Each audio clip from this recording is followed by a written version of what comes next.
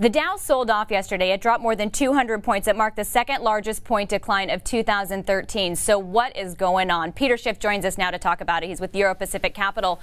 Peter, what happened? Why did the Dow sell off yesterday? Well, maybe the better question is, why has it been rallying all these days or weeks or months?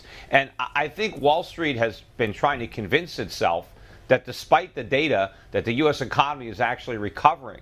And I think over the last several weeks, so many data points have come in to disappoint this fantasy of an economic recovery that maybe is finally starting to set in. And I think maybe some people on Wall Street are paying attention to the minutes from the Federal Reserve Advisory Board, which basically confirmed everything I've been saying for years, which is that the recovery is not real. It's simply an asset bubble created by the Fed, and that when the cheap money goes away, so will the recovery. Asset prices will fall, and consumers and businesses are in for a lot of pain when the Fed stops the stimulus. Peter, let me touch on a couple of things. Okay, so you talked about when the cheap money goes away, there's going to be a problem.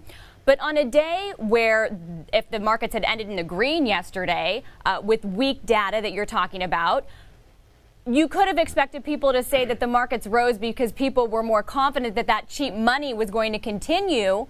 And so we're optimistic the Fed wasn't going to pull out. And so that's why the market rallied. So can't you kind of make it a choose your own adventure with the markets? Well, I think, though, much of the rally is based on the false narrative of an improving economy that's going to improve corporate earnings. That's pure fantasy. And I think if you look at what's happening in Japan, that might be scaring some people because the Japanese now, with all their money printing, interest rates are rising. And interest rates are rising here, too.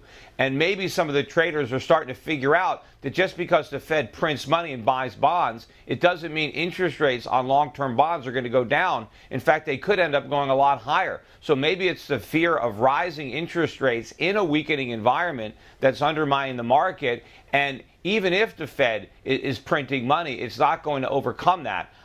What investors should be looking at, though, I think, is gold and other commodities that have been weak. I don't think the gold traders are waking up to what's going on. And if you look at the dollar is starting to roll over, but I think it should be a lot lower given all the fundamentals that have come out, all the bad news that has come out that has surprised so many people. But what are you referring to when you say all the bad news and the false recovery? Because for every negative data point, there's positive data points. I mean, we get a bad ADP report, but then we get the Fed Beige Book saying there's modest growth. The housing recovery is fueling modest growth and manufacturing. That's not real data. That's just them talking. I mean, they want to talk up the economy. The only supposed evidence of the recovery is the fact that house prices are up or stock prices are up or that people are more confident. But that's not real. Stock prices are up because of the cheap money. People are confident because they think they're richer or because they believe the hype in the media that there's a recovery, even though they're not